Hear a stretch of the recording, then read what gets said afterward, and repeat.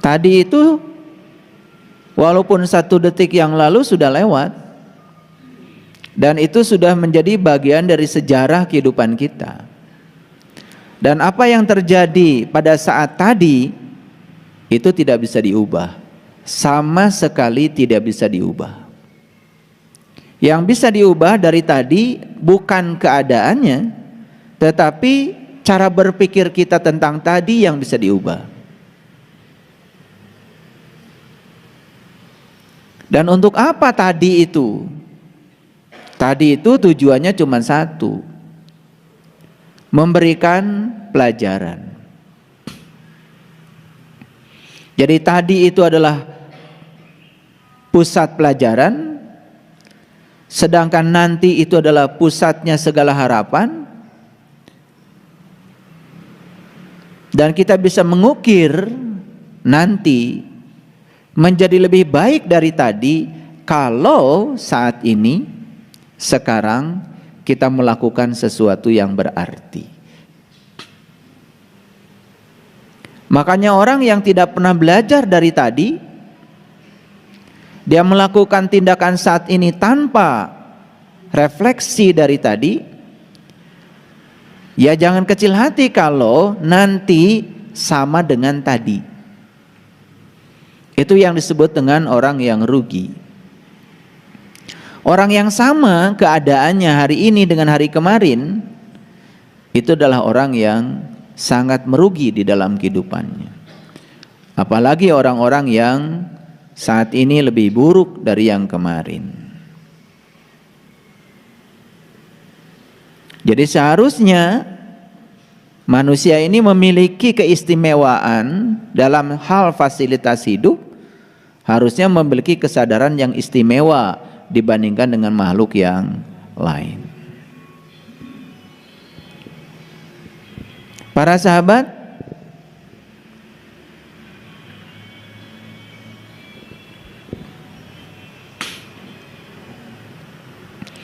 umur itu nggak terasa ya. 10 tahun, 20 tahun, 30 tahun, 40 tahun, 50 tahun. Tahu-tahu kita sudah menjadi generasi gogo. Jadi kalau 50 kan gocap. Kalau ditambah 5 go lagi. Makanya go ini kan awalan untuk menyebut gope, gocap, goban, itu semua kepala 5. Jadi saya menyebut generasi gogo bukan berarti kematian itu miliknya generasi ini. Tetapi secara umum, ya generasi ini nih yang sangat rawan. Jadi kalau usia sudah gogo, gocap go, nah di atas 55, itu sudah masuk ruang tunggu untuk mendapatkan last call for departure. Jadi ini harus sadar bahwa kita sudah di ruang tunggu.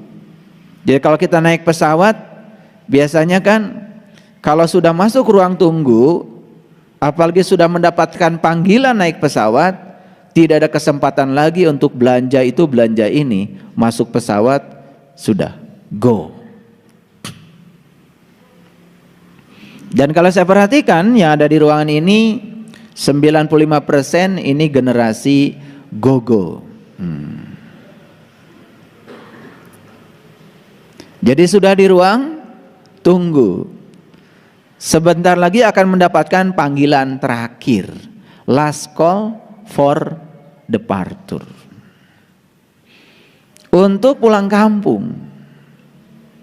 Entah pesawatnya Devil Airline, entah pesawatnya Heaven Airline, nggak tahu.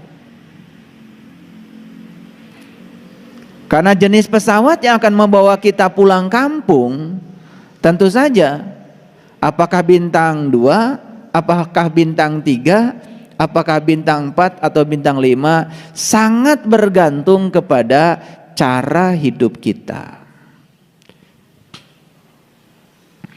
Jadi kalau cara hidupnya sembrono, gak karu-karuan,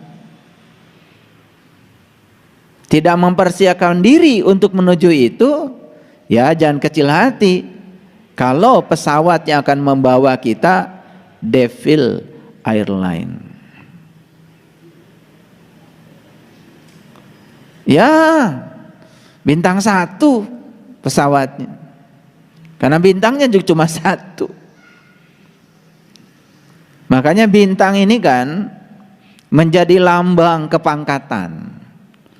Kalau jenderal itu bintang 4. Kalau letnan jenderal itu kan bintang 3. Majen bintang 2. Brigjen bintang 1. Nah di bawah itu belum jadi bintang.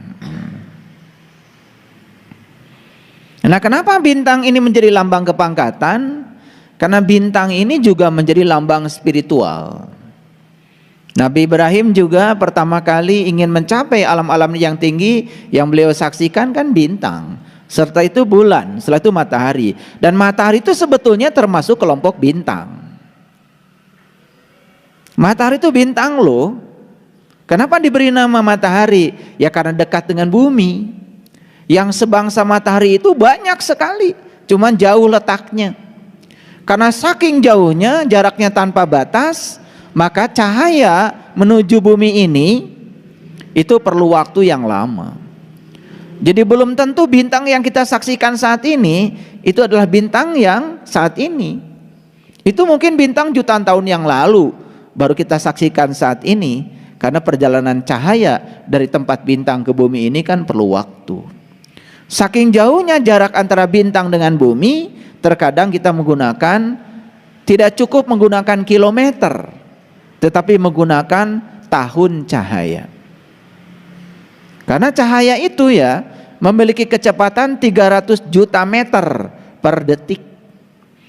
Jadi 1 detik cahaya bisa menempuh jarak 300 juta meter. Kebayang? Cahaya itu larinya 1 detik saja sudah 300 juta meter. Nah sekarang kalau 1 tahun coba berapa triliun juta meter. Nah saking besarnya, maka ordenya tidak cukup menggunakan meter, apalagi kilometer, megameter tidak cukup. Maka menggunakan tahun cahaya, saking jauhnya. Itu baru cahaya loh. Bagaimana cahaya di atas cahaya? Bermain di dimensi cahaya saja sudah sedemikian ya, luar biasanya. Bagaimana kita bermain di dimensi cahaya di atas cahaya? Nurun ala nurin. Kalau cahaya majasi ini setiap orang bisa menikmatinya. Tapi nurun ala nurin, yahdillahu linurihi mayyasa. Hanya orang-orang tertentu saja yang dibimbing Allah menuju cahaya itu. Siapa yang dibimbing Allah menuju nurun ala nurin itu? Ya tentu saja mereka yang punya kehendak. Maka mereka yang punya kehendak mencapai alam-alam yang tinggi, ya dia akan menyaksikan bintang, menyaksikan bulan, menyaksikan matahari. Dan matahari kan bintang juga.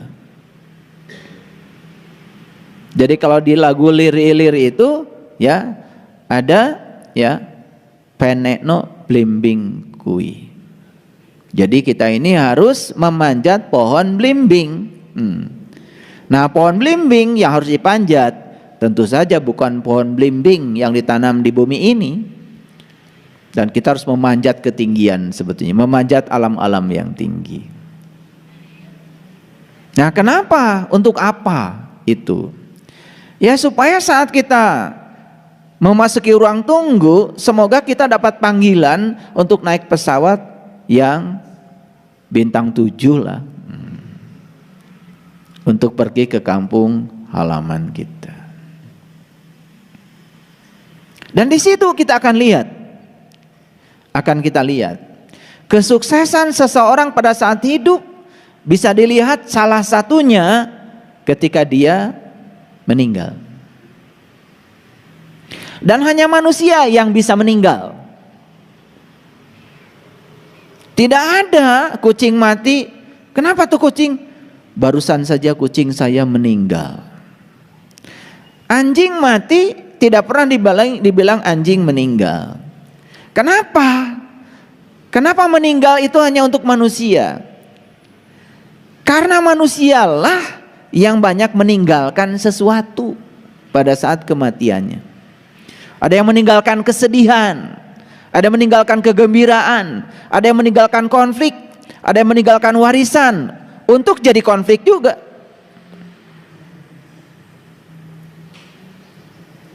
Semakin banyak yang ditinggalkan, dan yang ditinggalkan itu tidak pernah dirawat sama sekali, itu akan menjadi bara yang baru buat yang ditinggalkan. Makanya banyak ya, seseorang yang meninggalkan warisan yang anaknya asalnya akur pada saat dia hidup, ketika dia meninggal, anaknya rebutan warisan, terjadi konflik yang hebat, persaudaraan tidak penting lagi karena orientasinya adalah uang dan warisan. Apa yang terjadi? Sudah meninggalkan bara. Makanya hanya manusia yang bisa meninggal, karena manusia banyak meninggalkan sesuatu. Mending meninggalkan kegembiraan, ini meninggalkan kesedihan.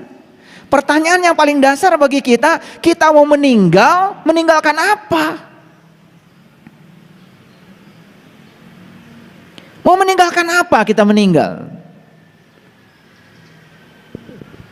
Itu pertanyaan yang harus dijawab. Mau bikin sejarah apa di kehidupan ini? Hitler meninggal. Meninggalkan apa?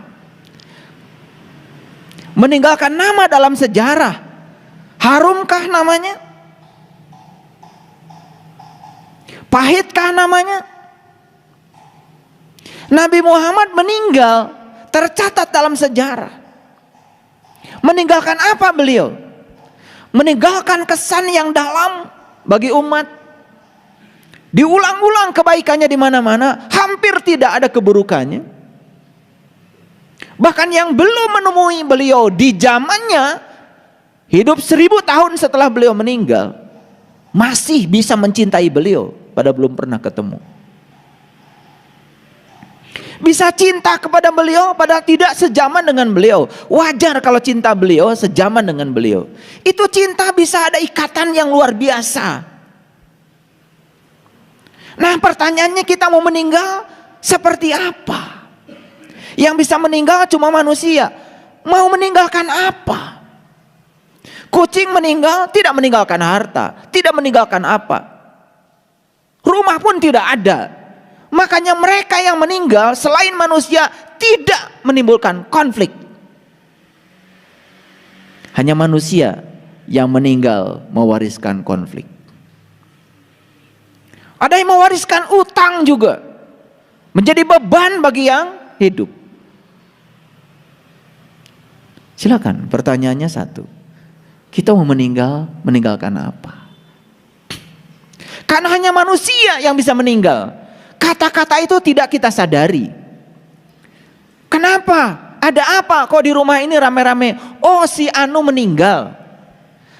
Kita tidak pernah menyadari kata meninggal. Dan kenapa kata meninggal hanya dipakai oleh manusia? Karena manusia yang banyak meninggalkan sesuatu.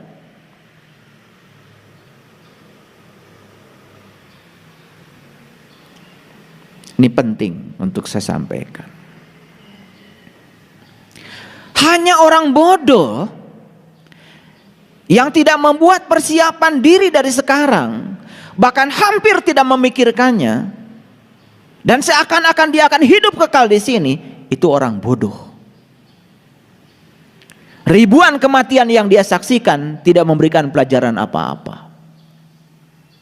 Berkali-kali dia mengantarkan mayat ke kuburan seakan-akan yang meninggal orang lain. Saya, oh nanti. Apa yang dilakukan manusia seperti ini? Mengekalkan kehidupan. Terus saja mencari upaya untuk memanjangkan umur. Alasan-alasannya sangat klise. Anak saya masih kecil. Cucu saya masih kecil. Pekerjaan saya belum selesai. Mau sampai kapan? Siap tidak siap, selesai tidak selesai, anaknya kecil atau anaknya besar, cucunya masih kecil atau cucunya sudah besar, saatnya harus pulang, pulang. Gak ada waktu lagi.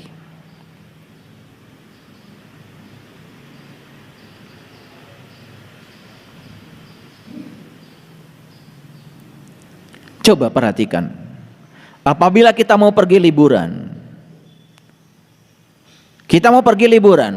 pasti sudah ditentukan liburannya kemana, tujuannya mana, sudah ditentukan. Berapa lama di sana, sudah ditentukan. Berapa biaya yang dibutuhkan di sana, kita siapkan. Mau ke Bali kek, mau ke Eropa kek, mau ke mana, pasti persiapan. Tapi ada nggak sekarang orang sibuk mempersiapkan untuk sebuah kepastian yang bernama kematian? Beda persiapannya. Untuk liburan apa saja dibawa, apapun dipersiapkan. Tapi untuk kematian jarang orang menyiapkannya. Bahkan terpedaya oleh calo-calo yang sering menawarkan sesuatu yang dia sendiri belum tahu.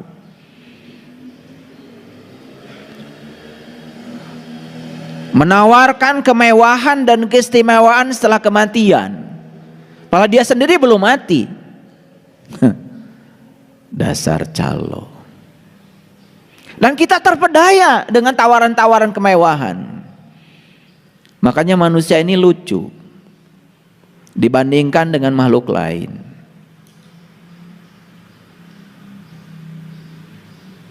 Pohon nangka di rumah saya setiap berbuah memberikan nangka. Dan saya yakin pohon nangka itu kalau saatnya harus mati, bahkan sekarang masih hidup, dia tidak memikirkan tempat istimewa setelah dia mati. Yang suka memikirkan tempat istimewa setelah mati cuma manusia. Makanya dikit-dikit dikaitkan dengan nanti, dikit-dikit dikaitkan dengan nanti. Terus berfokus kepada tempat istimewa itu. Dan banyak yang menjanjikannya. Bahkan rela memberi tiket untuk membeli tempat istimewa itu. Yang orang yang menawarkannya pun belum pernah ke sana. Betul? Itulah kita selama ini. Pada jelas di Quran dikatakan surga itu di sini, saat ini, sekarang. Surga itu adalah tempat di mana langit dan bumi masih ada. Surga itu adalah tempat di mana kamu bisa bernafas. Siapa yang bisa menciptakan surga di sini, saat ini, sekarang? Saya yakin dari ruang tunggu dia akan dijemput oleh Heaven Airline. Tempat istimewa, pulangnya juga istimewa.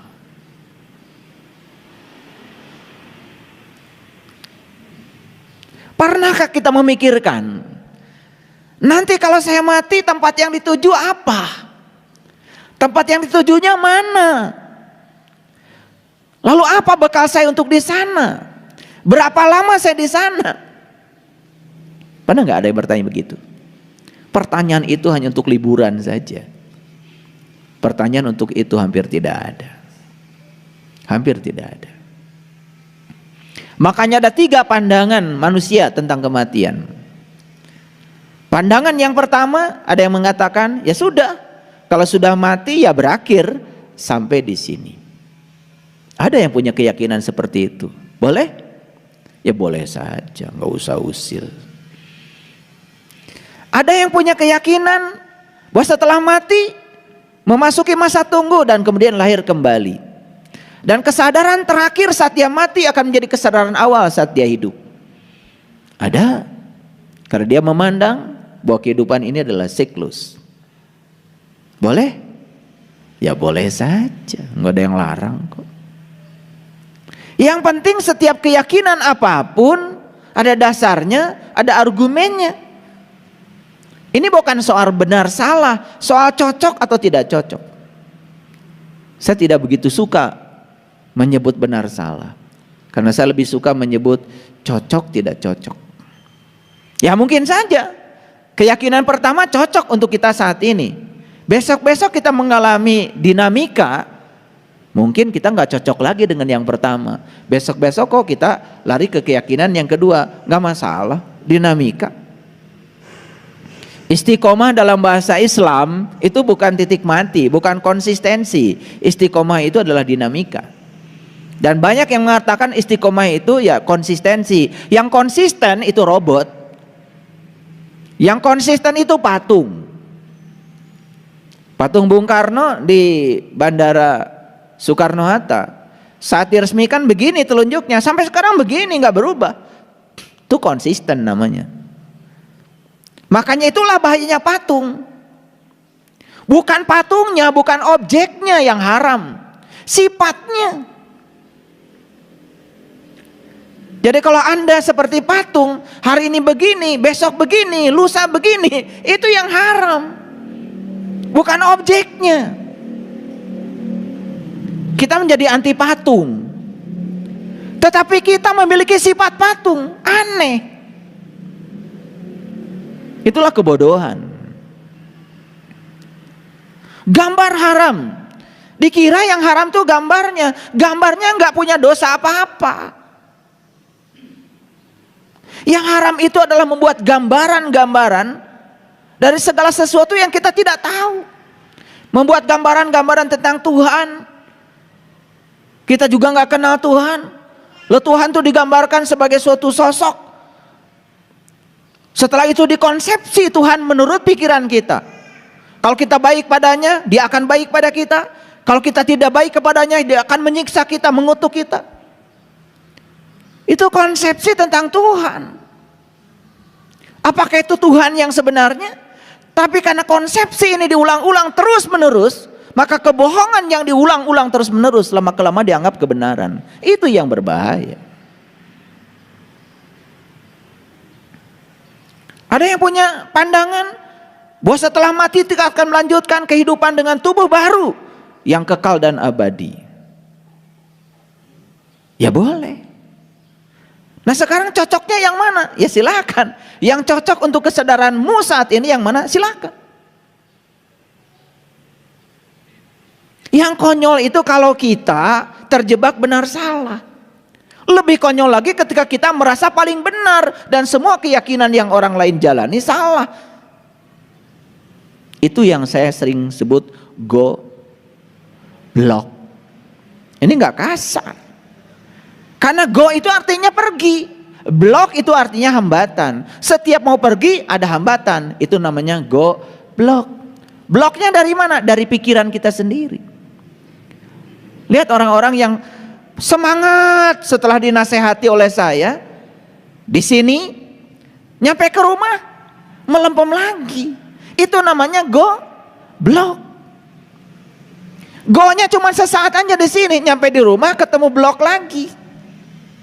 Wah, besok saya mau bisnis, semangat luar biasa. Begitu ada hambatan sedikit saja, ada tantangan sedikit saja, sudah langsung mundur. Itu goblok. Ini bahasa Inggris loh, bukan bahasa Sunda.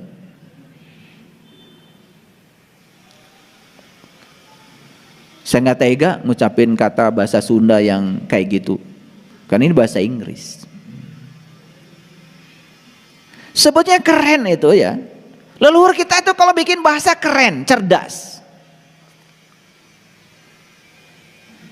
Lotek walaupun enak, sampai sekarang tetap aja rendah hati. Dipanggilnya lotek, tidak pernah high tech. Kan keren.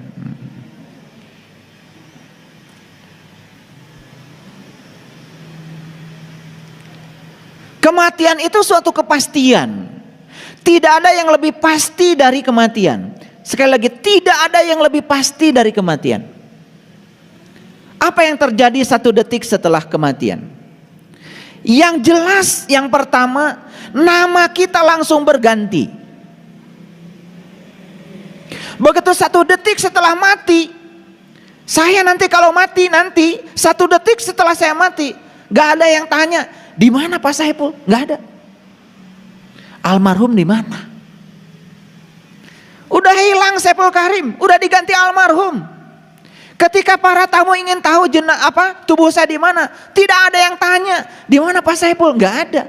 Jenazahnya di mana? Udah gak direken. Nama yang diagung-agung sudah hilang saat itu. Apakah itu presiden, apakah itu menteri, apakah itu gubernur, apakah itu raja. Saat mati langsung ganti nama jadi almarhum. Tubuhnya disebut jenazah. Kenapa sebutannya berbeda? Jiwa-jiwa yang melekat di dalam diri kita saat hidup disebut jiwa, saat mati langsung ganti nama jadi arwah. Betul nggak? Sadar nggak kita itu? Sering kan mendengar ini? Coba pikirkan, kenapa nama diganti almarhum, almarhumah? Kenapa diganti jenazah? Kenapa jiwa itu diganti arwah? Coba. Gak ada menghentikan cipta. Buat para jiwa, gak ada. Buat para arwah.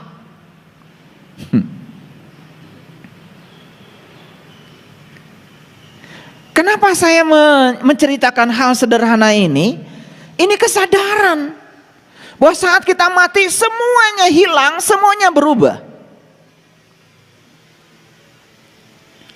Semua kewajiban dunia saat kita mati selesai. Utang yang berjibun mati selesai, diwariskan. Kontrak perjanjian selesai. Saya punya kontrak sekian miliar, sekian triliun, proyek saya luar biasa, mati selesai. Bahkan kontrak perkawinan pun selesai. Betul?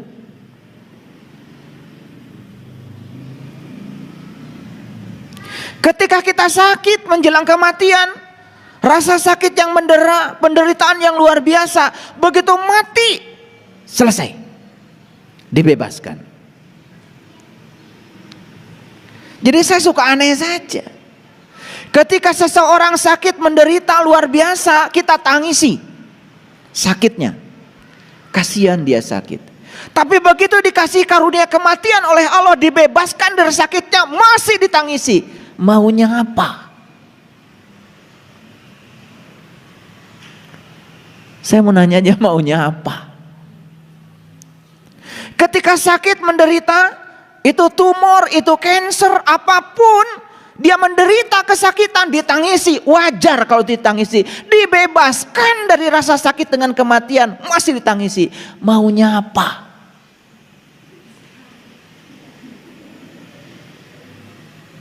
Sadar? Sadar apa tidak? Jadi maunya apa?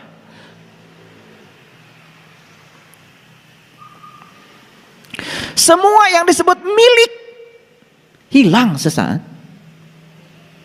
Semua yang disebut milik, tanah ini milik saya, konyol banget. Gak ada tanah milikmu. Yang ada kamu milik tanah. Itu yang benar.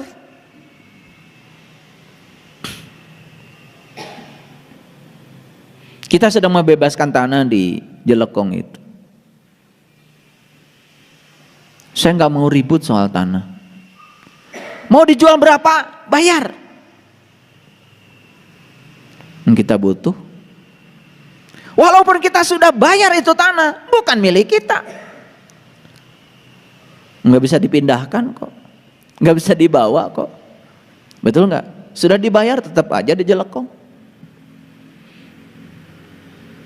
Jangan mentang-mentang karena uang kita seakan-akan itu berpindah tangan menjadi milik kita. Nggak ada. Semua yang di dunia ini hanya hak guna pakai. Walaupun ada sertifikat hak milik, itu bohong, itu kertas. Kita beli sawah 1 hektar, berapa lama sih itu milikmu? Sebatas kamu bernapas, berhenti napas, pindah tangan pada yang lain. Mana yang namanya milikmu? Apakah kata hak milik berubah ketika mati? Tidak. Itu main-main basa-basi duniawi ya memang begitu. Makanya jangan terlalu bingung dengan kertas, semuanya kertas kok. Yang lucu lagi, kita ini sering merasa kehilangan sesuatu yang jelas-jelas bukan milik kita. Itulah kadang-kadang kebohongan yang diulang-ulang dalam sholat kita. Inna sholati wa nusuki wa mahyaya wa mamati lillahi rabbil alamin la syarikalah wa bidzalika umirtu wa ana awalul muslimin.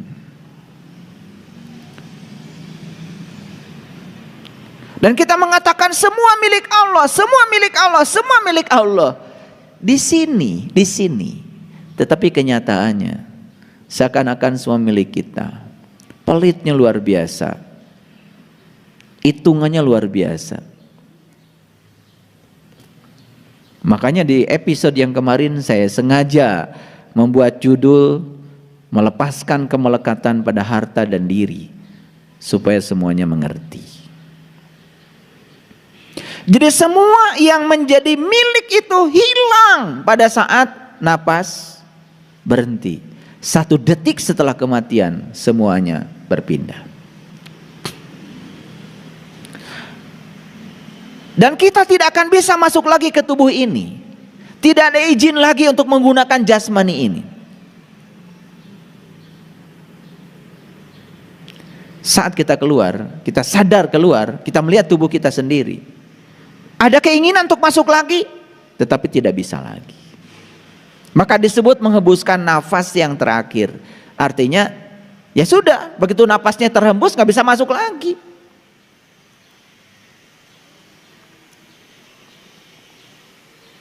Dan saat itu kita kehilangan kontrol terhadap diri kita. Tangan tidak bisa dikontrol oleh kita lagi. Kaki nggak bisa dikontrol oleh kita lagi. Tubuh ini tidak bisa dikontrol oleh kita lagi. Kita kehilangan kontrol sama sekali saat itu. Pertanyaan sekarang, tubuh kita sekarang masih bisa dikontrol oleh kita. Digunakan apa? Mulutmu masih bisa dikontrol oleh kamu sekarang, digunakan untuk apa? Matamu masih bisa dikontrol olehmu saat ini, masih diberi kekuasaan untuk mengontrol semuanya. Dipakai apa? Telingamu masih dikontrol. Kita masih diberi kuasa untuk mengontrol semuanya. Pertanyaannya, kuasa yang Allah berikan kepada kita untuk mengontrol tubuh kita, dipakai apa? Apa ketika kalian pergi dari rumah ke sini tidak dalam kontrol? Kaki ini tidak bisa sampai di sini kalau tidak ada kontrol. Dan pada saatnya nanti semua kontrol itu akan diambil oleh Allah. Saat itu kalian kaget. Karena apa? Sesuatu terasa adanya kalau sudah hilang. HP ketika ada di tangan kita tidak terasa adanya, hilang beberapa jam atau jatuh di mana? Mulai tidak bisa menggunakan HP. Di situ kita mulai kehilangan sesuatu. Merasa kehilangan itu kalau sesuatunya tidak ada. Kontrol yang Allah berikan kepada kita saat ini, kita bisa mengontrol semuanya. Mau meditasi? Yes. Mau sholat? Yes. Mau tidur? Yes. Mau makan? Yes. Ini kontrol yang diberikan Allah ke tangan kita, sehingga kita bisa memilah-milah makanan. Ini duri nggak boleh, ini daging boleh, ini lemak nggak boleh.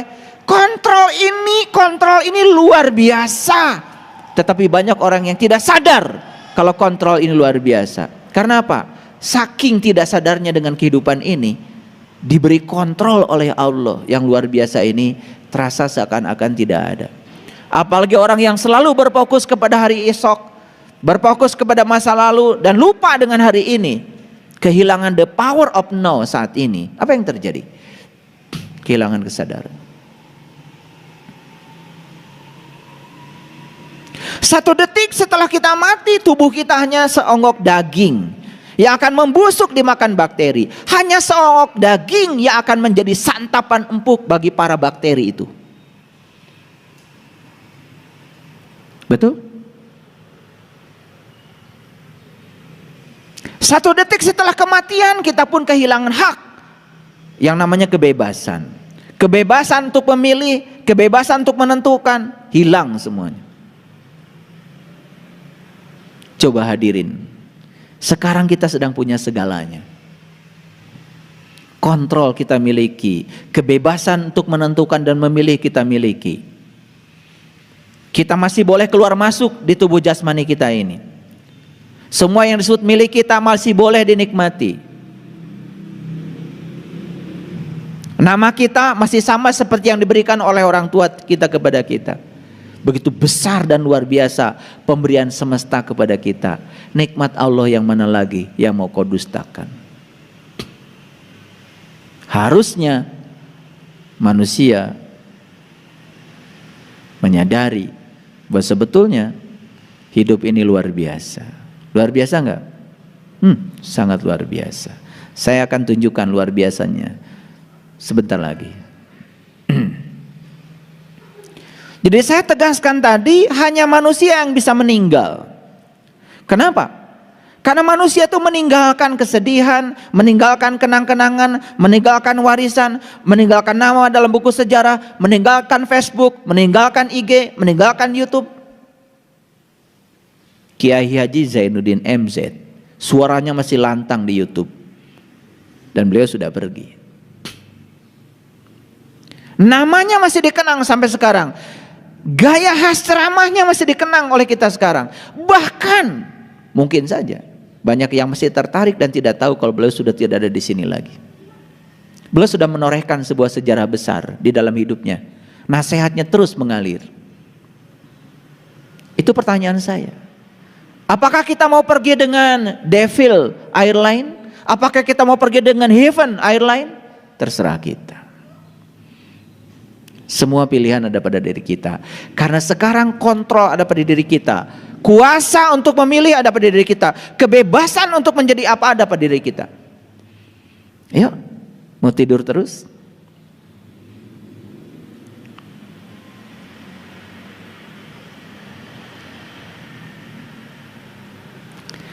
Semua makhluk hidup di dunia ini hanya memiliki satu tujuan. Dan tujuan itu sama, yaitu kematian. Betul? Semua makhluk hidup di semesta ini cuma punya satu tujuan. Dan tujuan itu sama. Apa itu? Kematian. Dan tujuan manusia dilahirkan itu cuma satu. Apa? Mati. Tujuan manusia dilahirkan itu satu. Mati. Awas. Oh, kalau gitu saya nggak usah ngapa-ngapain di dunia ini, karena tujuan dari kelahiran ini adalah mati. Ya sudah, karena saya sudah lahir ke dunia ini, saya tinggal nunggu mati saja. Awas, jangan menangkap makna yang salah. Kalau tujuan dari kelahiran ini adalah mati, berarti kelahiran ini, durasi antara kelahiran dan kematian itu apa? Kalau tujuan kelahiran itu adalah mati, berarti durasi antara kelahiran dan kematian itu apa? Itu durasi untuk menyiapkan diri agar kita bisa mati. Tentu saja mati dalam pengertian bisa kembali ke tempat asal kita. Nanti saya akan tunjukkan videonya nanti supaya semuanya mengerti. Nah, kebanyakan manusia sekarang ini sibuk memperpanjang masa hidup, bukan mempersiapkan diri untuk kematian. Betul nggak? Boleh nggak minum suplemen vitamin? Boleh. Boleh nggak olahraga? Ya boleh. Tetapi jangan terus memperpanjang masa hidup, tetapi tidak mengisi kehidupan. Ngerti maksud saya? Kan ada terus memperpanjang masa hidup. Olahraga yes, hidup sehat ya, tetapi tidak bikin apa-apa dalam hidup, tidak bikin sejarah apa-apa dalam hidup. Hanya terus saja memupuk ego, hanya terus mencari tanpa membagi. Hanya mengumpulkan tanpa melepaskan. Kan banyak yang kayak gitu. Itu namanya salah arah. Jadi antara kelahiran dan kematian ini ada jeda nih, ada durasi. Untuk apa durasi ini? Durasi ini adalah untuk menyiapkan diri agar saat mati bisa pulang. Karena tujuan Allah menghadirkan kita di semesta ini kan sebetulnya untuk menjadi kepanjangan tangannya, agar kita menjadi kepanjangan tangannya untuk menyampaikan cinta kasihnya. Makanya kita diwajibkan untuk selalu mengamalkan kalimat Bismillahirrahmanirrahim atas nama Allah yang Maha Pengasih dan Maha Penyayang. Jangan lupa, Anda datang ke dunia ini atas nama Allah untuk menjadi kepanjangan tangan Allah. Kok Anda sibuk di dunia ini hanya menjadi kepanjangan tangan dari keinginan-keinginan Anda, dari ambisi Anda, dari hawa nafsu Anda, dari ketakutan Anda, rasa cemas Anda, bukan atas nama Allah. Makanya saya yakinkan pada semuanya, siapapun yang hidupnya tidak didrive oleh Allah, tidak sadar yang mendrive dia adalah Allah, dia didrive oleh kesibukannya sendiri, ambisinya sendiri, keinginan-keinginan sendiri, pasti menderita, salah jalan. Lah kenapa ketika dia itu hidup tidak atas nama Allah menderita? Memang Allah yang menghukum? Tidak. Penderitaan itu hanya Allah mengingatkan, kalau kamu terlalu jauh berjalan dari diriku. Gitu aja kok. Bukan soal salah benar, itu bukan azab, itu bukan ujian. Nggak ada kerjaan Allah ngasih ujian. Yang suka ngasih ujian tuh dosen, guru. Allah nggak pernah ngasih ujian. Salah tuh yang suka bilang Allah ngasih ujian. Kenapa nih kehidupan? Oh, saya sedang diuji oleh Allah. Enak aja, kapan daftarnya? Emang perguruan tinggi apa pakai ujian segala? Nggak pernah Allah tuh nguji-nguji kayak gitu. Nggak ada kerjaan.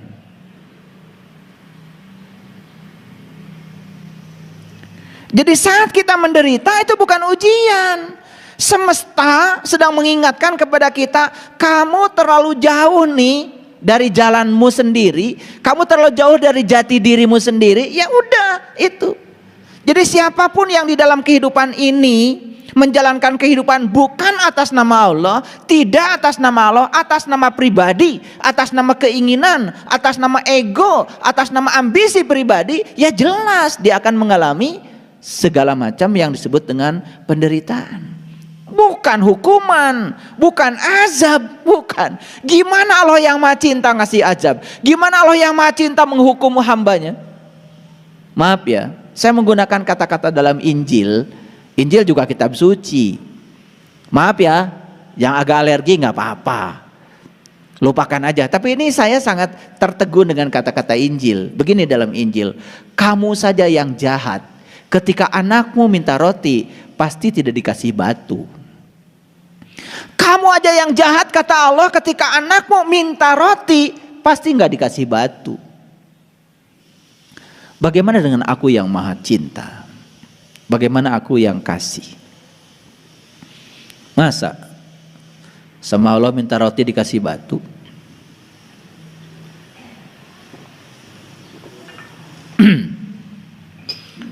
Masa minta uang dikasih ular?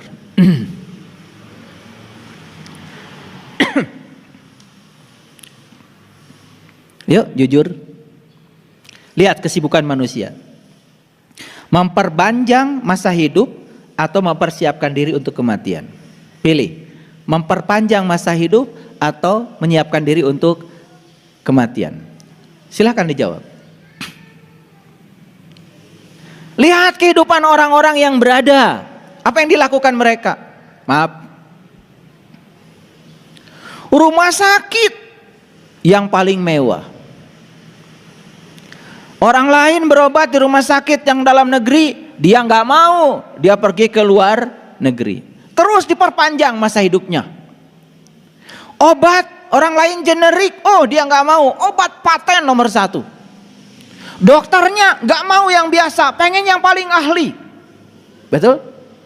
Apa sih sesungguhnya di balik itu? Ketakutan akan kematian. Semua yang sibuk memperpanjang masa hidup, sebetulnya dirinya itu takut dengan kematian. Kenapa takut dengan kematian? Karena belum siap. Karena dia tidak pernah mempersiapkan untuk kematian. Nih saya yakinkan ya pada kalian, orang yang setiap saat hidupnya baik-baik saja, membahagikan orang, punya uang bantu orang, punya ilmu bantu orang, tidak pernah pelit, di sini saat ini sekarang selalu hadir, tidak pernah menunda ketika dia mau melakukan kebaikan, tidak direcokin oleh pikirannya. Saya yakin orang kayak gini tidak takut mati. Orang yang terus memperpanjang masa hidup, sebetulnya dia sedang membungkus ketakutan akan kematiannya karena belum siap. Yang dia lakukan apa? Merampok duit orang, merampok duit negara, mengumpulkan kekayaan sebanyak-banyaknya, jika perlu dimanipulasi. Duit yang haram kemudian dibelikan seakan-akan hasil bisnis. Namanya pencucian uang. Boleh dia gaya-gayaan, pencitraan, pakai dasi kemana-mana dengan mobil mewahnya, tapi hati kecilnya tidak bisa dibohongi. Pasti sieun tah modar.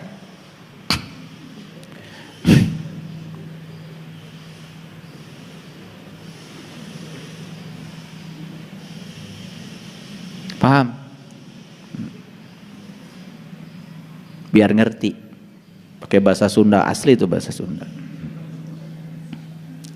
99% pelajaran agama isinya itu cara menjalani hidup supaya bisa mati. Bukan cara hidup di surga.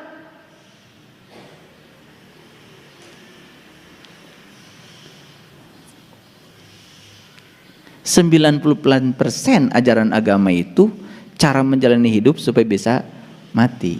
Nah, pertanyaan saya, berapa persen dari 99% ajaran agama yang kita adopsi untuk menjalani hidup agar bisa mati?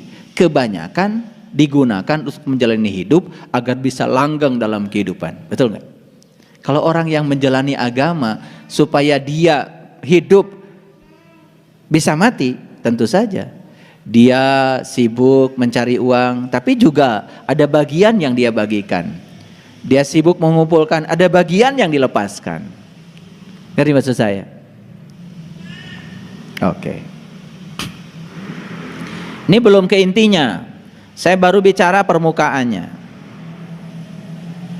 Apakah untuk bepergian libur packing barang? Ya. Mau ke Bali, oh pasti 2-3 hari sebelum ke Bali udah gak bisa tidur. Betul gak? Packing barang luar biasa. Peci mana yang mau dipakai, tas mana yang mau dipakai, di pantai nanti sepatunya yang mana, oh luar biasa. Ketinggalan satu peci aja sibuknya luar biasa. Bisa balik deui tak Kak Imah? Tapi saat kematian tiba, tidak perlu packing koper. Betul? Datang telanjang, kata Allah, yuk pulang, telanjang. Sesederhana itu kok. Jadi orang-orang yang sibuk dengan keserakahannya, terus ya memupuk keserakahan terhadap yang dia ingin, memupuk kebencian pada yang dia tidak ingin, dia lupa kalau dia datang ke sini telanjang, pulang tuh telanjang. Supaya lebih sopan sedikit, ya dibungkus pakai kain kafan. Itu supaya lebih sopan sedikit, dibungkus pakai kain kafan. Ya pakai doa-doa diupacarakan supaya beda dikit deh dengan yang lain. Kan ujung-ujungnya dibuang juga. Cuma cara ngebuangnya lebih sopan dikit. Betul nggak? Iya. Karena memang manusia ini selalu ingin diperlakukan istimewa. Kalau tidak diperlakukan istimewa, marah manusia ini. Iya. Itu. Ada cerita bagus tuh. Suatu saat nih, suami istri nih, suatu saat suaminya meninggal. Dan memang suami ini meninggal lebih dulu karena mengalami tekanan yang berat dari pasangan hidupnya. Meninggalnya lebih dulu. Saking dendamnya kepada pasangannya, jadi semua harta itu oleh suaminya sebelum meninggal itu sudah dibuat wasiat dan dititipkan kepada yayasan amal. Tidak ada yang tersisa. Rumah dengan seisinya, kecuali penghuninya, itu sudah dititipkan di badan amal. Dan saat suaminya meninggal dengan harta yang berlimpah, tentu saja istrinya sangat girang. Masih muda, cantik, harta banyak, dia pikir nanti akan dapat suami yang ganteng. Wah, luar biasa lah. Lalu ketika suaminya meninggal, yang pertama dia kerjakan itu membuat tulisan di batu nisan. Bukan nengok suaminya, gak penting bagi dia. Bukan pergi ke rumah sakit, pergi ke tempat pembuatan batu nisan. Gitu. Dan tolong ditulis yang bagus. Tulisannya dipesan sama dia. Istirahatlah dengan tenang. Tolong diukir tulisannya yang bagus. Karena hartanya banyak, jadi beli batu nisannya yang istimewa, yang premium. Tulisannya istirahatlah dengan tenang. 2-3 hari setelah dikuburkan, ternyata dari badan amal datang ke rumah, mau ambil seluruh hartanya dengan membawa surat wasiat. Kaget tuh istrinya. Ini namanya dendam di bawah mati. Jadi mati pun masih dendam. Jadi suaminya sudah bilang dalam hatinya, entar lo ketika gue mati sengsara lo. Itu dendam di bawah mati namanya. Ini mungkin nggak kejadian ini? Mungkin. Tapi ini sebetulnya cerita bohong. Begitu dari badan amal datang, rumah disita, mobil disita, sawah disita, emas, perhiasan semua disita, bahkan isi rumah, sendok, piring, semua untuk yayasan amal. Kaget tuh istrinya. Kurang ajar nih suami saya. Apa yang terjadi? Dia pergi lagi ke tukang batu nisan. Tolong, katanya, tulisan yang kemarin belum selesai. Bu, saya seumur-umur kerja di batu nisan ini, kalau tulisan di batu nisan ya cukup begini, Bu. Istirahatlah dengan tenang. Mau ditambahkan apa lagi? Tambah 1 kalimat lagi, dipanjangkan.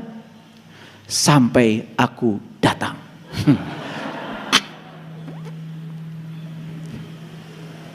Ini dendam ya, dendam dalam kehidupan rumah tangga yang dibawa mati. Suaminya dendamnya luar biasa, istrinya pun dendamnya luar biasa. Jadi kalimat sempurnanya jadi istirahatlah dengan tenang sampai aku datang. Itu menjadi tulisan yang lengkap di batu nisan, aneh dan tidak pernah dilihat di tempat lain kecuali di ceramah saya. Jangan ditiru ya. Jangan ditiru ya.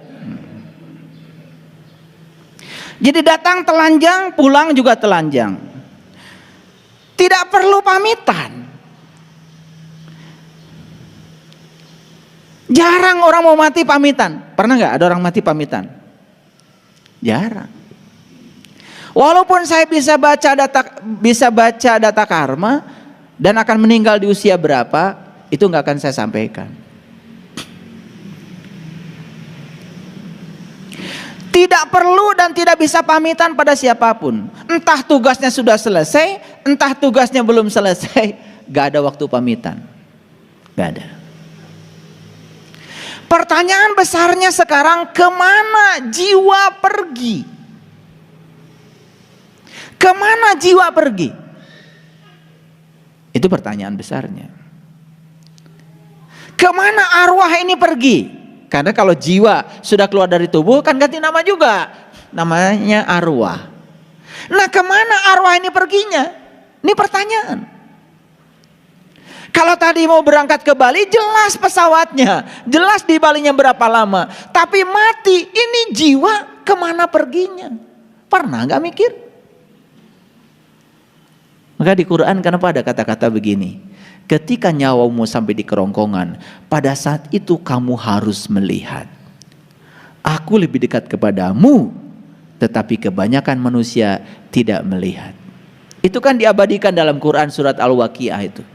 Falaula idza balagatil hulkum wa antum hina idin tangdurun wa nahnu aqrabu ilai minkum walakin la tubsirun. Walakin la tubsirun, dan kebanyakan manusia la tubsirun, kebanyakan manusia enggak tahu jalan. Pernah enggak ada orang bertanya, nanti kalau sakaratul maut ya saya seperti apa? Apakah saat sakaratul maut nanti saya melihat? Apakah saat sakaratul maut saya tidak melihat? Kalau saat sakaratul maut saya melihat, apa yang harus saya lihat? Dengan mata mana saya harus melihat? Pernah nggak ada orang nanya begitu? Nggak ada. Nggak ada. Detil-detilnya seperti itu nggak pernah ada orang nanya. Mohon maaf.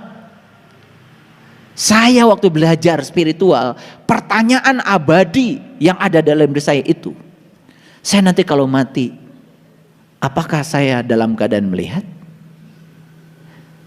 Apa yang harus saya lihat? Dengan mata mana saya harus melihat? Karena itu alamat. Kalau mati dalam keadaan buta, kata Quran, wa man kana fi hadhihi a'ma wa huwa fil akhirati a'ma wa adallu sabila. Barang siapa yang buta di dunia, lebih buta lagi di akhirat. Gak lihat di dunia, gak lihat di dunia, di akhirat. Aneh kalau orang mengajarkan, katanya melihatnya nanti aja di akhirat. Padahal ayatnya jelas mengatakan siapa yang tidak lihat di dunia tidak akan lihat di akhirat.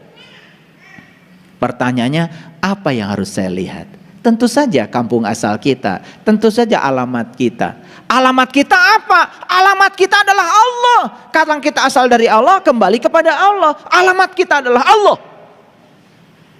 Yang kemudian sering disebut akhirat. Akhirat itu sebenarnya terminal terakhir. Terminal awal kita Allah, terminal akhir juga Allah. Jadi akhirat itu sebenarnya adalah Allah. Loh, kok digambarkannya jadi aneh-aneh? Padahal kata Nabi, jarak antara dunia dan akhirat itu hanya satu kerdipan mata. Nabi Muhammad yang bilang begitu ketika ditanya malaikat Jibril, ya Rasulullah, berapa jauh jarak antara dunia dan akhirat? Beliau mengatakan, satu kerdipan mata. Melihat, nutup, tidak melihat, satu kerdipan mata, nyampe ke akhirat. Kalau tahu jalannya, tahu caranya, makanya harus belajar nganyang kapageto, mati sak jeroning urip. Situ ilmunya. Nah, jiwa ini istilahnya banyak. Saya menemukan dalam bahasa Sanskerta, jiwa itu jiva. Saya menemukan dalam bahasa Inggris soul. Saya menemukan dalam bahasa Jerman soul. Saya menemukan dalam bahasa Yunani psyche. Makanya psikologi. Nah, itu. Jadi aneh ya.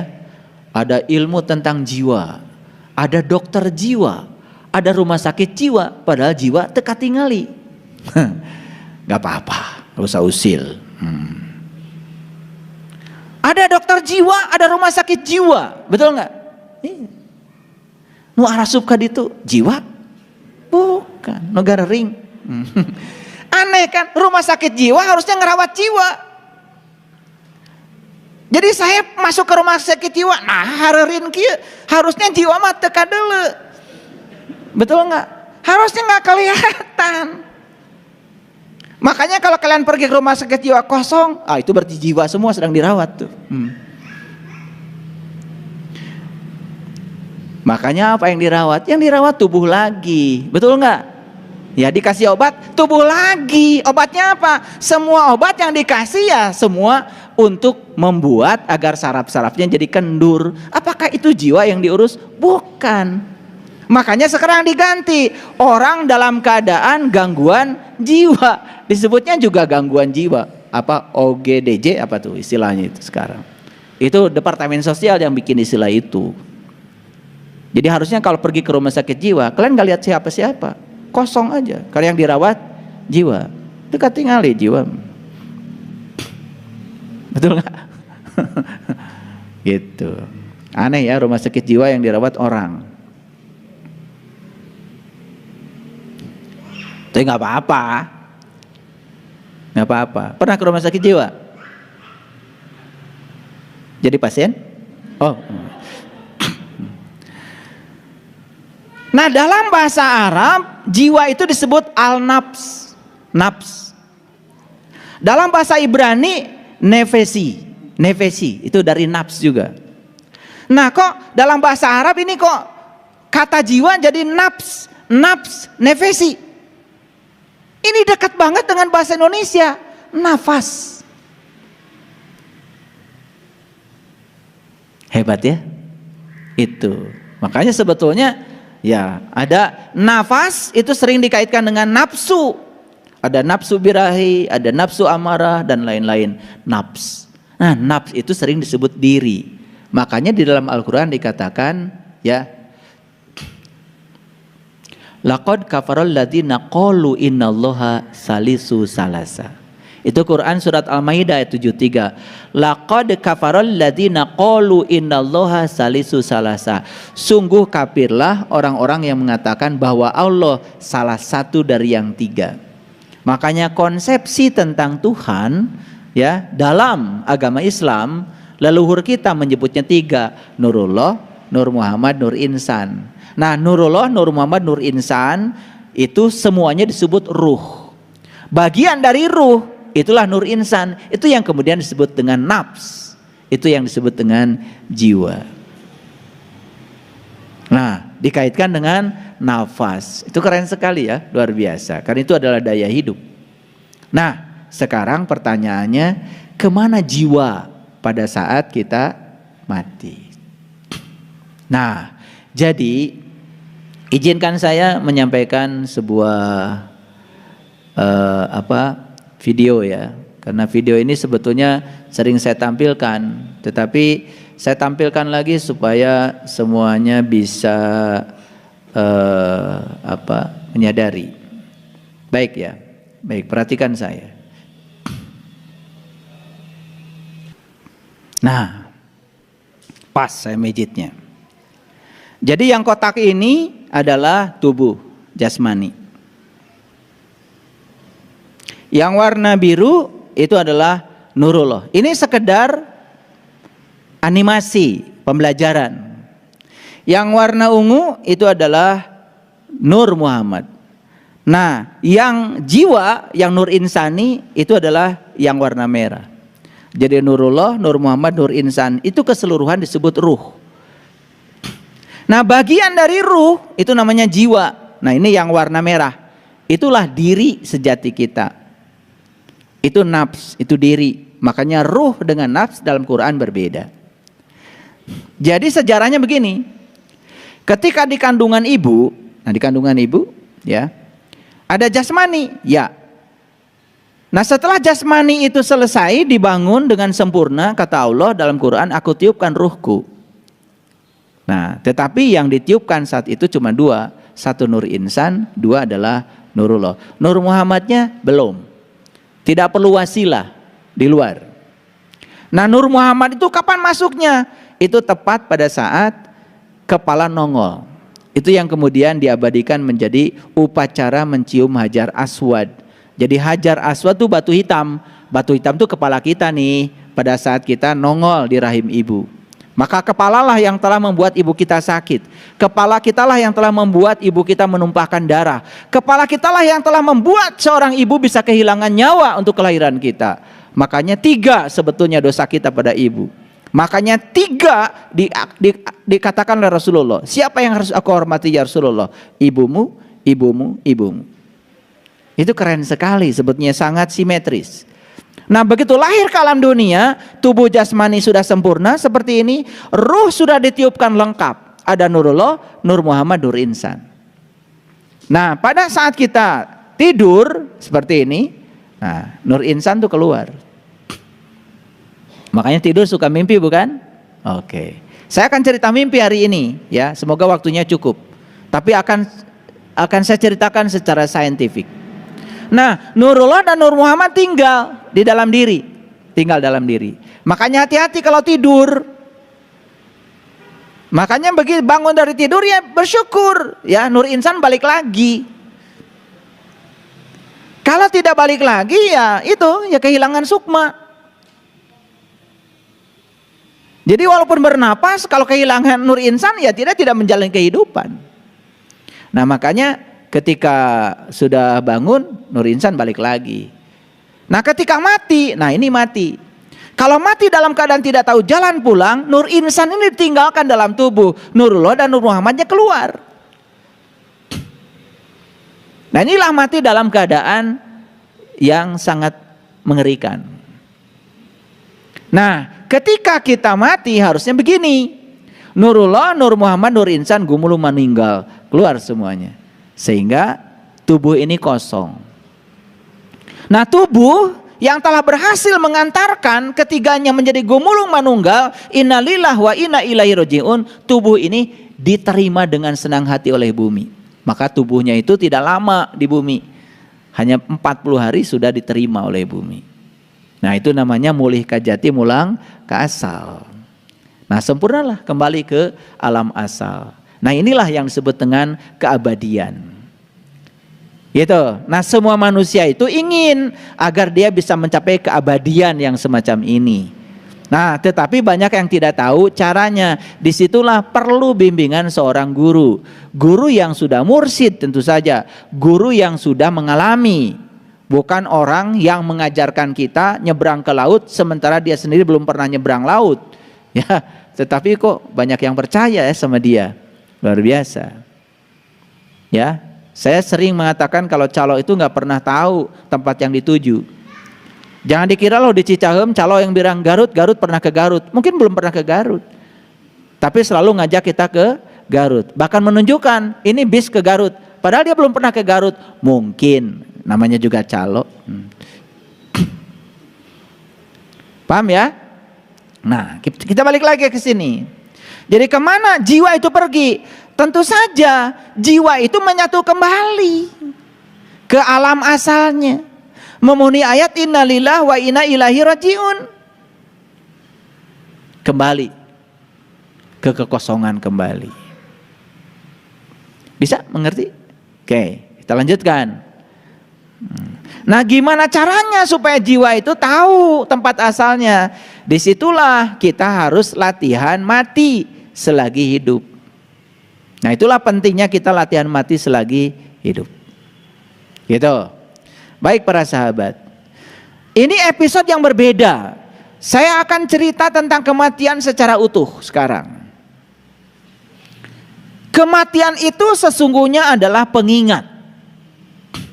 Ulangi, kematian itu sesungguhnya adalah pengingat. Mengapa begitu? Kematian itu selalu dekat. Dan kematian itu persis seperti bayangan kita. Iya. Pernah gak kita berpisah dengan bayangan? Gak pernah. Nah kematian itu dekatnya dengan kita seperti bayangan dengan kita itu. Kematian itu. Cuman kita mungkin tidak menyadarinya. Tetapi kematian itu mengikuti terus dari saat pertama hidup sampai hingga terakhir. Makanya kematian tidak memandang usia. Oh kematian hanya untuk gogo tadi. Ya memang kebanyakan sih di usia itu. Karena tubuh tidak layak pakai lagi. Gitu. Tetapi kan ada juga bayi mati. Ada juga orang yang usianya belasan tahun meninggal. Ada juga umur likuran meninggal, kan gitu, ya. Jadi tidak memandang usia. Nah, kematian itu adalah proses, sebagaimana hidup adalah proses. Dan mereka berjalan bersama. Jadi kematian dan kehidupan itu bukan sesuatu yang terpisah. Persis seperti dua roda yang bergerak membawa itu gerobak. Coba gerobak yang ditarik oleh delman. Kalau rodanya cuma satu, nggak jalan. Karena rodanya dua, jalan. Nah kehidupan dan kematian itu seperti itu. ya, berjalan beriringan seperti dua roda yang menggerakkan delman. Jadi bergeraknya delman karena ada dua roda. Tidak ada kematian kalau tidak ada kehidupan. Tidak ada kehidupan kalau tidak ada kematian. Jadi kematian dan kehidupan itu seperti kita dengan bayangan. Jadi pahami bahwa sebetulnya kematian itu bukan sesuatu yang terpisah dari kehidupan. Lihat saya semuanya. Sekarang saya sedang bernapas. Napas itu cuma dua, masuk dan keluar. Masuk dan keluar. Saat napas masuk saya hidup. Saat napas keluar saya mati. Saat napas masuk saya hidup. Saat napas keluar saya mati. Jadi sebetulnya sekarang kalau disadari, kita ini sudah mengalami hidup mati, hidup mati, hidup mati terus menerus. Sehingga saat kita keluar napas gak masuk lagi, disebutlah napas yang terakhir. Makanya orang meninggal sering disebut telah menghembuskan napas yang terakhir. Artinya napas keluar gak balik lagi. Kemana napas ini? Bukankah ke sini? Kemana napas ini? Bukankah ke sini? Ke sini. Udah gitu aja. Mati cuma begitu kok. Napas ke sini gak balik lagi. Kemana napas? Ya ke sini. Gitu aja. Pikirkan. Disitulah kita harus tahu dan sadar. Orang yang mengatakan Allah itu sebagai sosok yang ada di langit, gak masuk akal. Bagaimana belum bisa menjangkau? Tuh di sudut sana. Di sudut. Ada nyamuk sedang bertelur. Tidak mungkin dia bisa bertelur tanpa kehadirannya. Kalau beliau sosok, bagaimana bisa menjangkau semuanya? Maka beliau bukan sosok. Beliau adalah ini. Tidak ada satu peristiwa pun yang tidak ada kehadirannya. Makanya beliau menyebut Rabbul Alamin, sang keberadaan, sang kehadiran. Kehadirannya saja sudah cukup membuat segala sesuatu terjadi. Loh, kok kita tidak pernah merasakan kehadirannya ya? Ada yang salah tuh belajar agama. Jadi kematian itu proses, hidup juga proses. Nah, kematian dan kehidupan berjalan bersama seperti dua roda yang membawa delman. Dan delman tidak akan bergerak kalau cuma satu roda. Jadi kehidupan dan kematian itu sebetulnya ada sekarang bersama kita. Ya, buktinya napas kita. Makanya ini listrik nih, ya lampu ini. Kalau dipoto pakai stroboskop, kita akan lihat nih. Lampu ini hidup mati, lampu ini hidup mati loh. Saking terlalu cepatnya kita tertipu. Seakan-akan lampu ini hidup terus. Padahal tegangan PLN itu adalah dari 0 naik ya 220 akar 2. Turun 220 akar 2. Naik lagi 220 akar 2. Itu namanya tegangan maksimum minimum. Fix to fix. Jadi kadang-kadang 0. Kadang-kadang naik. Disebutnya juga arus bolak-balik. Bukan arus searah. Karena bolak-balik berarti tegangannya itu suka bolak-balik. Polaritas listriknya di dalam pembangkit generator itu bolak-balik. Ngerti apa tidak? Pasti nggak ngerti. Oleh itu nggak usah dipikirin.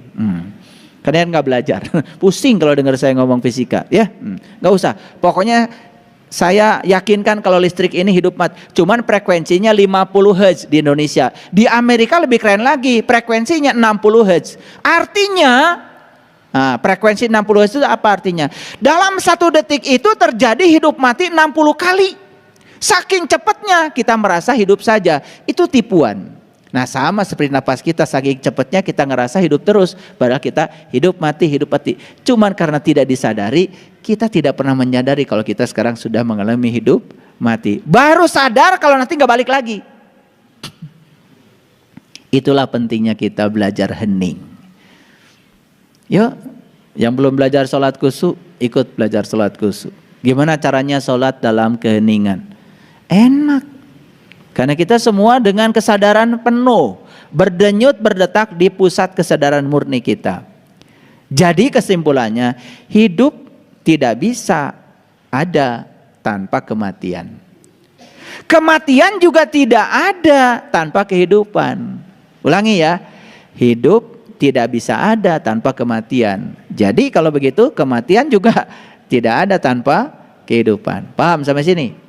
Oke, baik. Siapa yang menginginkan kehidupan dan siapa yang suka menolak kematian? Tahu?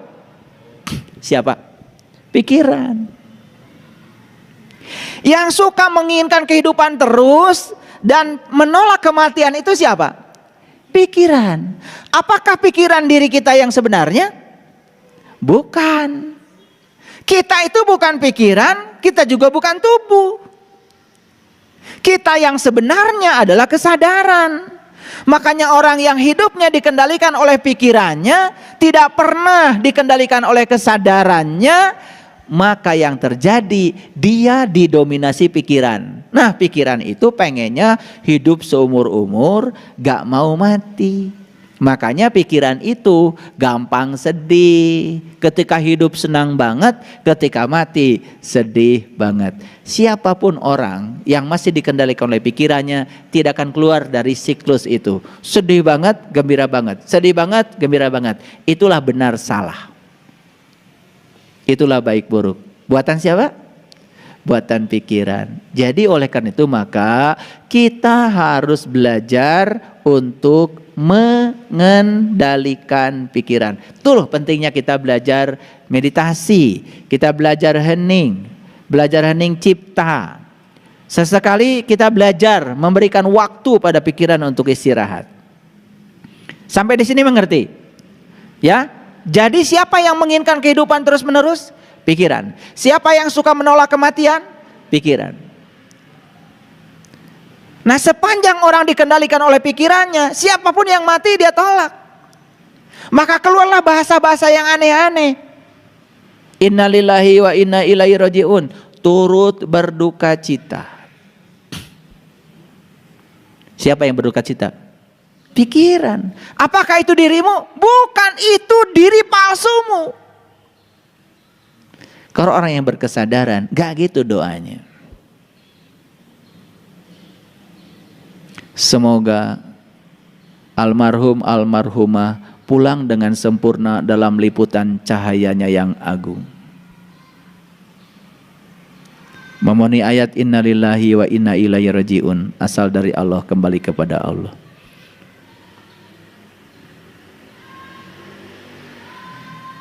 Jadi orang yang cerdas itu cara berdoanya juga beda. Nah, kalau orang yang suka ngikut-ngikuti, pokoknya asal ada doa kematian panjang dikit, apalagi banyak tulisan Arabnya, pasti itu di-share. Saya udah tahu sifat kalian. Panjang, ada Arabnya, pasti di-share. Padahal nggak ngerti. Betul apa tidak? Iya. Ngaku aja, nggak apa-apa. Nah, ketika seseorang itu menolak kematian, berarti dia sedang bertentangan dengan hukum alam.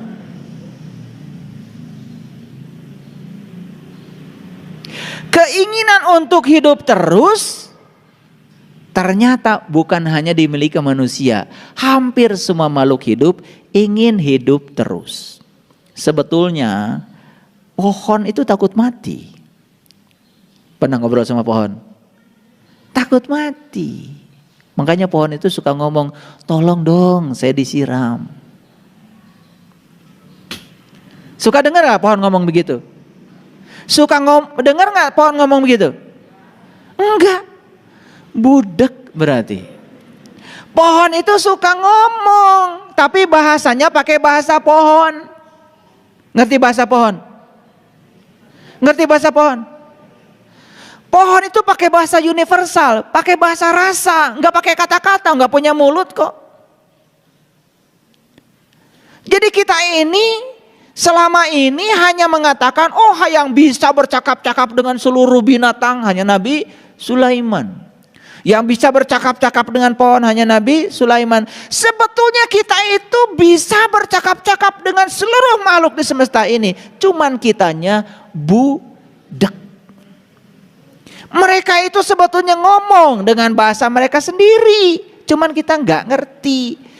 Itu yang namanya bunga di rumah itu ngomong kok. Tolong dong saya disiram. Ketika ada daun-daun kering dia bilang tolong dong saya dirawat. Jangan cuma jenggotmu aja yang dikerok. Tolong dong daun-daun kering di sekitar saya dirawat. Itu kalau pohon dirawat, daun keringnya diambil, yang kuning-kuningnya diambil. Seneng banget itu pohon itu. Besok berbunga. Gitu gak kalian dengan pohon? Ya habis boro-boro nyiram, boro-boro lihat daun kuning, gak pedulilah. Iya. Upil di mata aja gak pernah dibersihin. Makanya saya yakin itu ngurus tubuh aja gak rajin, boro-boro ngurus pohon. Itu sudah hukum alam itu, ya. Jadi kalau orang di rumahnya pohon mati, ya udah lihat aja dari penampilannya, ya. Kalau jalannya jadi seret, pasti pohon mati. Bawa sendal aja berat. Ya, makanya hati-hati kalau jalan diseret itu. Itu banyak beban hidup itu. Iya, sendal aja berat bagi dia, coba diseret-seret, betul nggak? Iya. Apalagi berhadapan dengan masalah besar, jalan aja diseret. Jadi saya bisa tebak itu. Ini cuci wajah aja nggak bersih, ya udah jelas lah boro-boro ngurus pohon. Jadi kalau di rumahnya pohonnya mati nggak cantik, wajar. Ya, jangan sakit hati. Jadi siapa yang menolak kematian berarti dia bertentangan dengan hukum alam. Ternyata semua makhluk di semesta ini pada dasarnya semua ingin hidup lama. Termasuk pohon. Tetapi kalau pohon pengen hidup lama, pohon bisa dimaafkan. Karena pohon tidak punya kesadaran. Tapi kalau manusia itu pengen hidup lama, tidak siap mati, selalu ingin melanggengkan kehidupan, kayak pohon.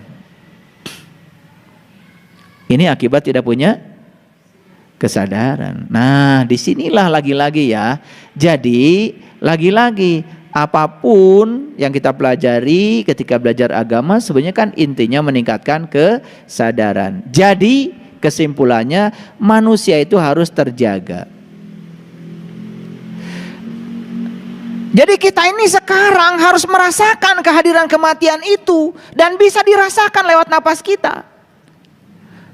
Nah, kenapa kita tidak merasakan? Karena kita terlalu berisik dalam kehidupan ini, tidak punya waktu untuk bisa memberikan jeda untuk kita hening.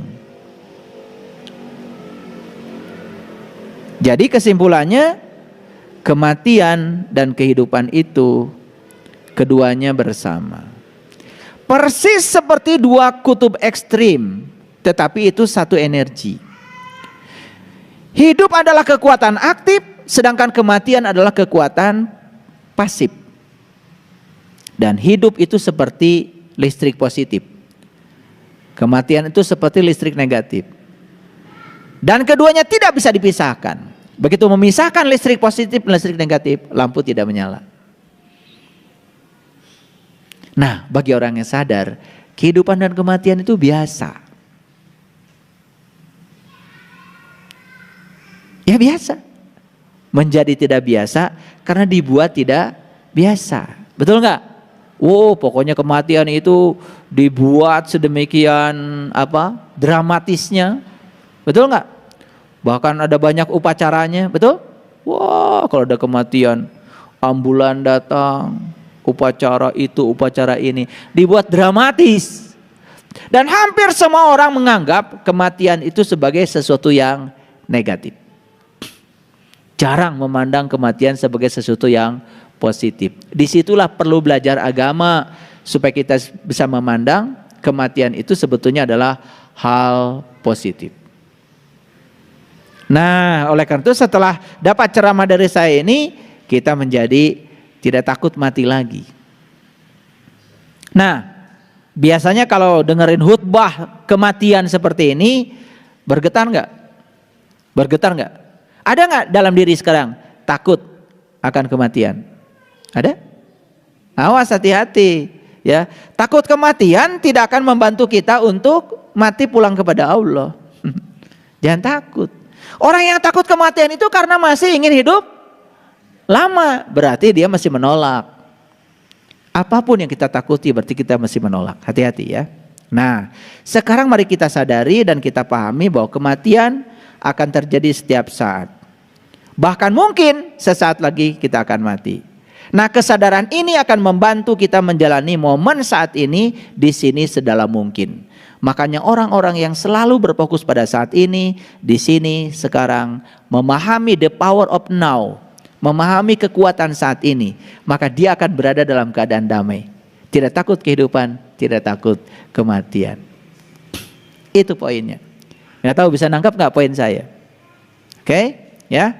Nah, jadi kematian ini bisa memotong ya akar kehidupan tanpa memberitahu, tanpa isyarat. Pokoknya aku akan datang, kata kematian. Tetapi bagi orang yang sadar, selalu hadir di sini saat ini sekarang, tidak menjadi masalah. Nah, ini titik berat saya hari ini. Perhatikan, kita hanya akan tahu kematian itu datang ketika itu terjadi. Nah, kematian bukanlah penderitaan besar. Penderitaan besar justru saat kita punya peluang dan kesempatan, kita tidak benar-benar hidup dan terus menunda segala sesuatu. Ayo lihat saya semuanya. Kematian bukan penderitaan besar. Penderitaan yang paling besar justru kita menyia-nyiakan kehidupan. Catat. Jadi walaupun kita harus menyiapkan kematian, tidak usah berfokus pada kematian, berfokus saja kepada kehidupan. Karena kalau hidup kita sudah kita isi dengan sebaik-baiknya, ya sudah, kita juga akan mati dengan sebaik-baiknya. Jadi oleh karena itu, penderitaan yang terbesar bukanlah kematian, tapi penderitaan yang paling besar adalah menyia-nyiakan kehidupan dan selalu menunda. Jadi peluang dan kesempatan yang kita miliki sekarang ini selalu ditunda. Yuk sekarang saya nanya, para sahabat, apakah para sahabat sekarang bisa berbuat baik? Adakah peluang sekarang di tangan kita, kesempatan untuk berbuat baik? Tetapi apakah kita melakukannya? Itu penderitaan yang paling besar. Jadi penderitaan yang paling besar itu menunda. Menunda padahal saat ini kita punya peluang dan kesempatan untuk bisa melakukannya, dan Allah sedang memberikan kontrol kepada kita untuk melakukannya. Kita tidak melakukannya.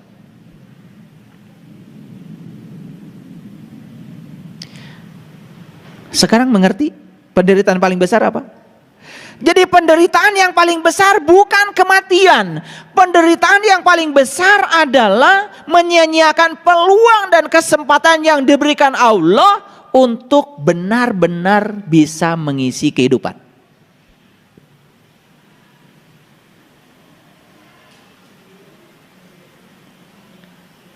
Ayo, betul nggak kita sering menunda? Mau ngasih kepada orang saja, biasanya nunggu kapan? Besok. Besok dilakukan? Besok lagi. Besoknya dilakukan? Besok lagi. Terus saja besok. Inilah penderitaan terbesar. Menunda, padahal hari ini, saat ini kita punya peluang dan kesempatan untuk bisa melakukannya. Memang ya, tidak mudah ya mengajak orang berbuat baik itu. Saya merasakan ya, ketika saya membuat sebuah program untuk melakukan kebaikan, yuk mumpung kita masih punya peluang, yuk mumpung masih punya kesempatan. Ternyata watak setiap orang itu kelihatan di situ. Watak setiap orang itu kelihatan ketika diajak berbuat kebaikan. Banyak sekali alasan untuk tidak melakukan. Mencari kata-kata yang indah untuk tidak melakukan. Bahkan mencari pembenaran untuk mensahkan kalau tidak melakukan benar. Itu umumnya manusia. Bahkan yang sudah belajar kesadaran, yang sudah belajar spiritual pun, maaf, kalau sudah diajak untuk ini, kadang-kadang luar biasa. Kesadaran dikalahkan oleh pikiran. Padahal pikiranlah tadi yang menolak kematian. Pikiran yang ingin melanggengkan kehidupan. Tapi pikiran juga yang menghambat untuk melakukan sesuatu untuk bekal pada kematian. Inilah para sahabat, pentingnya kita menaklukkan pikiran kita. Yuwaswisu fi sudur, yang suka berbisik pada kesadaran kita adalah pikiran kita. Dan kata-kata yang sering terlontar pada diri kita, terutama di batin kita, apa? Udahlah, besok aja. Betul? Itulah penderitaan yang paling besar. Jadi hidup ini adalah kesempatan. Kalau begitu kematian apa? Kematian itu ujungnya. Tetapi walaupun kematian ujungnya, kematian itu tidak disebut sebagai akhir kehidupan. Tapi kematian adalah puncaknya kehidupan.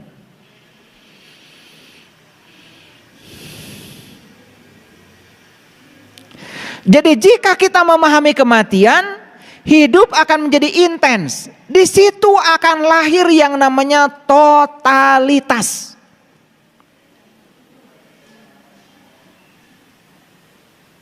Jadi rasa takut tidak akan pernah membantu sama sekali. Karena ketakutan justru akan mengaburkan pikiran. Tidak pernah ada pemahaman yang lahir dari rasa takut. Ini agak berat kata-kata saya. Tidak pernah ada pemahaman yang lahir dari rasa takut. Jadi orang yang takut akan kematian, justru rasa takutnya menghalangi pemahaman dia tentang kematian itu sendiri. Jadi ketika dia tidak paham kematian itu apa yang terjadi? Yang terjadi semakin takut akan kematian. Maka akan semakin mengaburkan pikirannya. Pemahaman tentang kematian tidak akan bisa dicapai. Jadi para sahabat, kapanpun kita merasa takut, itu adalah kesempatan yang luar biasa untuk memahami bahwa hidup itu adalah sesaat. Makanya hidup itu sering digambarkan seperti bunga. Tahu bunga? Bunga cantiknya berapa lama? Sebentar. Tetapi walaupun sebentar kan cantik. Bunga itu hanya sebentar harumnya. Tapi walaupun cuma sebentar kan harum. Gak apa-apa kehidupan kita sebentar. Yang penting cantik dan harum.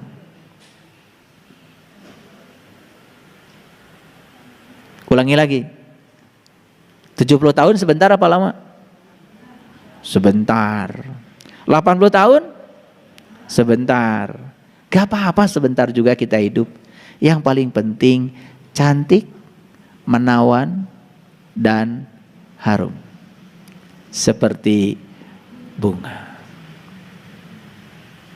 Ya. Jangan seperti kedondong. Halus luarnya, jelimet dalamnya. Kadang-kadang ada orang yang pura-pura halus di luar padahal dalamnya jelimet banget. Makanya kedondong gak pernah dipakai untuk sesajen.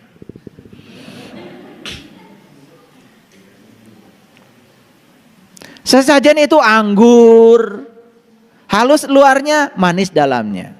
Apel, halus luarnya, manis dalamnya. Pisang. Coba perhatikan sesajen yang diajarkan leluhur kita itu. Keren sebetulnya. Gak pernah kedondong jadi bahan sesajen. Lihat pergi ke Bali, gak pernah lihat kedondong jadi bahan sesajen. Sesajen kalau gak bunga, pasti buah. Buah yang dipilih adalah halus luarnya, manis dalamnya. Paling banter sesajen itu serikaya. Srikaya masih masuk buah sesajen. Kenapa? Walaupun keras kulitnya, tapi srikaya lembut dalamnya. Ini udah keras luarnya, keras dalamnya. Dondong aja. Lembut luarnya, jelimet dalamnya, gak masuk. Ini yang keras luarnya, pahit dalamnya, wah itu gak masuk sesajen. Makanya orang-orang maaf, sudah penampilannya seronok, gak terlalu ganteng, saya gak bilang jelek ya, gak terlalu cantik, saya gak bilang jelek ya, luarnya model gitu, dalamnya jelimet, pahit. Orang yang model kayak gini dipakai tumbal aja nggak mau setan.